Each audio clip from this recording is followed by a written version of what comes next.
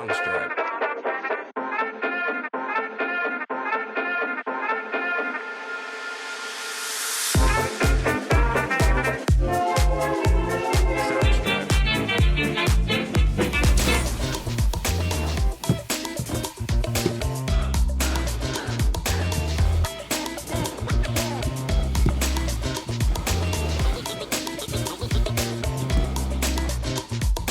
Where's the spider?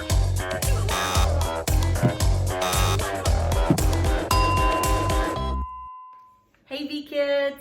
Welcome to our last week of Fearbusters. I hope during this series you've learned that you can bust fear with trust, with belief, with God's help, and many, many more. I also hope that you've taken the time to memorize this series' memories verse. Here's a little refresher for you. I prayed to the Lord and He answered me. He freed me from all of my fears. And that's Psalm 34:4. And I hope that you memorize this so it's something that you can carry in your heart throughout your life whenever you are afraid of something. And then this week, our last week, we're going to be talking about busting fear with thankfulness. Check this video out. Hey guys, I'm Field Agent Trey, and this is Harper. Hi there. And I'm Grant. Trey, are you ready for this? We have a fear sent to us from Jake that we need to bust. Here's the deal. He is afraid of losing his championship soccer game. Trey, that's right up your alley. Sports is pretty much your thing. Take a look. Sports is my thing. Okay. Jake says his team is undefeated, and now he's afraid that the one time they will lose is at the final championship. Man, I know exactly what he means. There's a lot of expectations when you have an undefeated team. To lose the very last game? I mean, how could you ever show your face again? That actually happened to me once, and it made me want to hang up my cleats for good. And to make matters worse, his team is bigger and stronger than Jake's. They're called the Giants. I'm really thankful that I don't have to go up against a team like that. That's it. I know exactly how to bust this fear of losing. Thankfulness. When we have fear like this, we can be thankful for what God has done for us, and that gives us hope for the future. And that's exactly what a guy named David did. Here, check this out. God's people, the Israelites, were fighting a group called the Philistines. There was a young man named David who brought food for his brothers to eat as they battled. When he got there, he saw the Philistines had a soldier fighting for them that was like nothing the Israelites had ever seen. His name was Goliath, and he was a giant. Everyone in the Israelite army was afraid of him.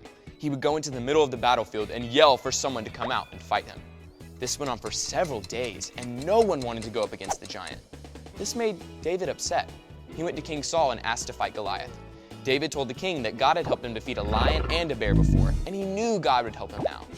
King Saul agreed to allow David to go up against Goliath.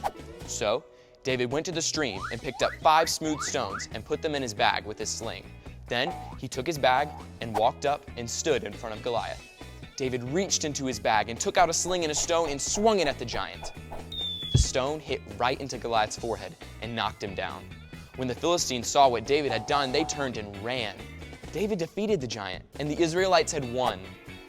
Later in his life, David wrote in Psalm 118, "Thank God because he is good, and his love endures forever." You see, because David remembered all God had done for him, he was thankful, and he knew he didn't need to be afraid. So we can tell Jake the best way to bust the fear of losing is to be thankful for what God has already done. Because when you remember what God has done, you can be thankful, and that helps with the fear of what's to come. That's right.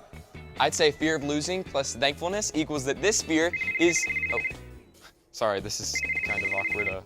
Hello? Busted! That's right, Spence. This fear is busted.